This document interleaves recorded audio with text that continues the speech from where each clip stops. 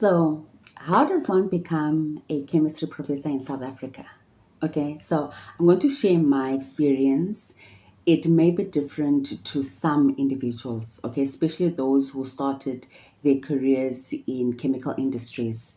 It may be different. I've never worked for a chemical industry. I graduated and I started working, so I'm just going to share that part.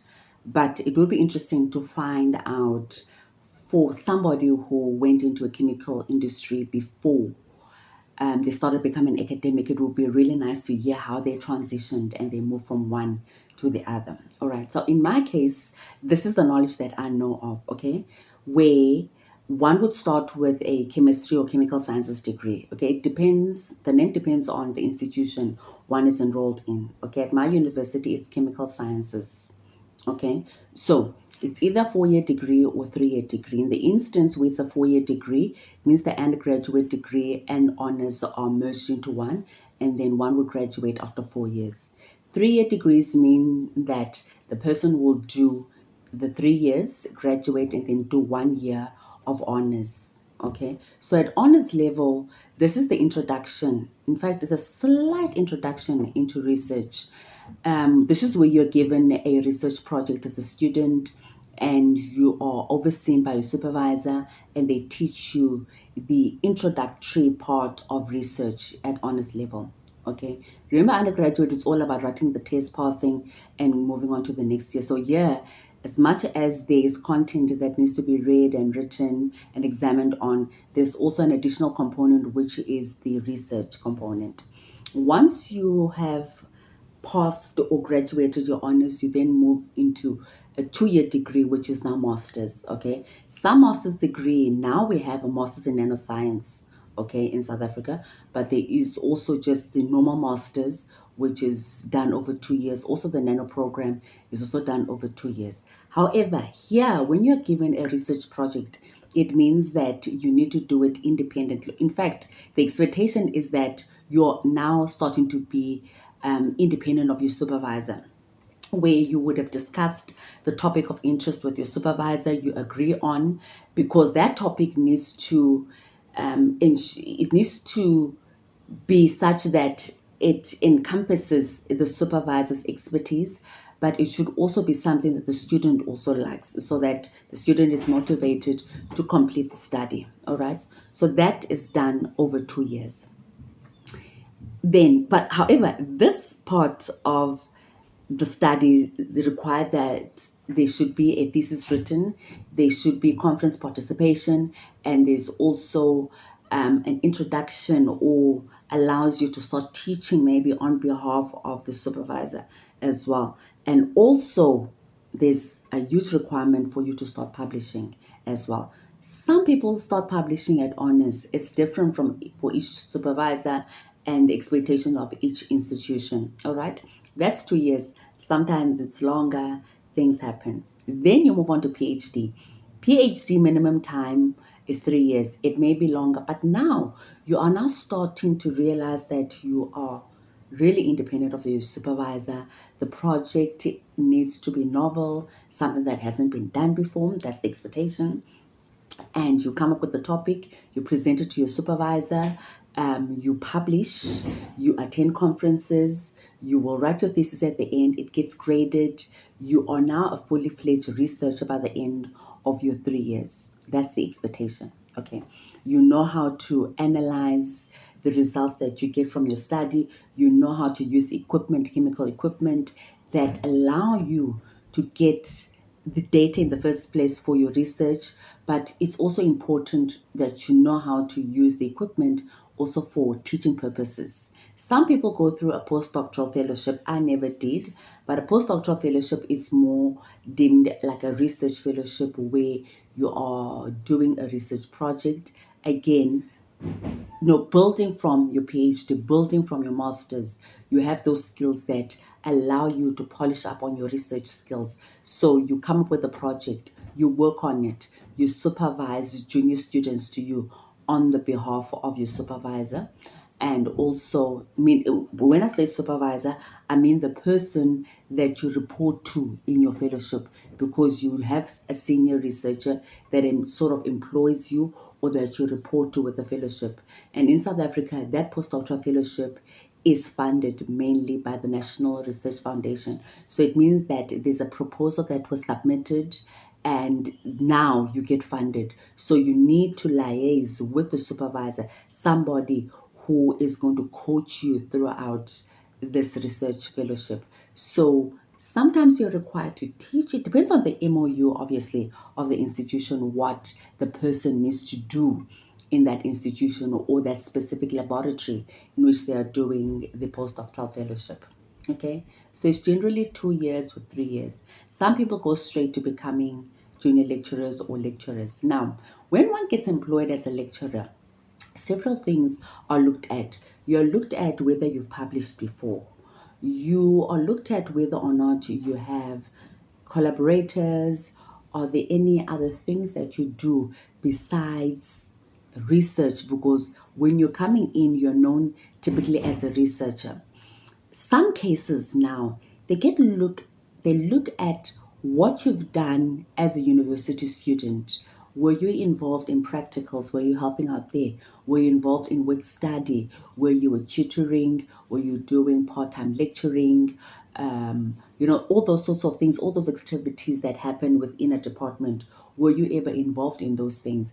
Because in some cases, those count as experience, let me put it that way, because you're coming in as a lecturer, and if you're a lecturer that has never stood in front of a class, you don't give the panel that's interviewing you any kind of confidence. So all those things that get advertised at university, do you want to be a tutor? Do you want to be a practical demonstrator? These are important when counting towards you getting employment as a lecturer. So as a lecturer, the main focus for you is the teaching. Sometimes there's just too much teaching that the research suffers in some instances, but you are required to do a bit of research, because that's how South Africa is moving towards now, that everybody employed in an academic institution should be involved in some kind of research, and that will trickle down obviously to you training a student. Now, you do the lecturing. Now, for you to move from a lecturer to a senior lecturer, all right, position, you need to then respond to what your university deems as the requirements for you to move from a junior lecturer into a senior lecturer. Okay, so the teaching is looked at, your research is looked at, again your collaborators, what are you doing outside? Do you review question papers? Do you review theses for other universities? Do you have collaborators in other universities? Do you have collaborators in industry? Okay, what else are you doing? Are you involved in any community work? What essentially are you really involved in apart from just the work at the university? If you get promoted, good for you. Then you want to be promoted to an associate professor, which means that you have to strengthen whatever it is that you had listed prior when you applied from lecturer to senior lecturer, meaning that now your research profile is much larger. Okay, that title, because now you won't, nobody calls you associate professor so and so, everybody calls you professor so and so. It means that you must have trained students, meaning that your honors, your masters, your PhD students, all that have graduated under you need to be listed, and they need to be completed as deemed by the rules of that specific university. Your research, are you publishing? What is your research area? Okay, are you publishing in that research area? Do you have collaborators in that research area? Where are your collaborators? So mostly for associate professorship, you are needed to be an expert and have a national footprint. But it's an advantage if you already have a international footprint, meaning that you have collaborators that are outside South Africa. Okay, so this is all additional to work at institutional level, meaning that do you serve in any committees in the university? either at the faculty or just in the university? Do you sit in any committees? Do you chair any committees? Do you chair any committees outside the university? Do you belong in any other organizations outside universities or chemistry organizations? And this is all additional to your teaching load. Then you get promoted to associate professor. From associate professor now to full professor, it means then you have an international standing, all right? Your work gets cited internationally. You get invited as a keynote or as an invited speaker internationally to speak on your studies. You're attending conferences. Remember, throughout this whole academic process, you are attending conferences, okay? So the idea of attending those conferences is for you to get collaborators, research collaborators. So where are you with your research collaborators? Are there new projects that you guys are doing? The other thing that gets looked at is, have you graduated even more students than the last time?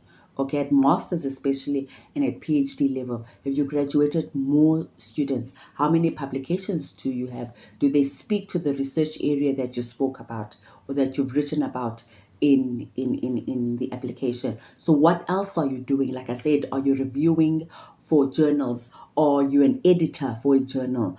Are you a chairperson of a chemistry organization? Or have you been involved in organizing a conference? What was your role in that? So there are several things, and these are things that we're going to explore, particularly in my podcast, where we'll talk to various experts about what happens in those arenas. Okay, so now you apply to become a full professor, and then fortunately for you, you get to be that person. So it is quite a long process, and from one promotion to the next, it all depends on what you've accumulated and what you've worked on. So you as an individual need to be ready to say that, oh, I've accumulated so much and I feel that I've done enough, or I am performing at the level at which I'm applying for this promotion. All right. So those are the aspects that I think apply in academia or to become a professor in South Africa. Now, different universities have different rules. Their means of applying for promotion are different.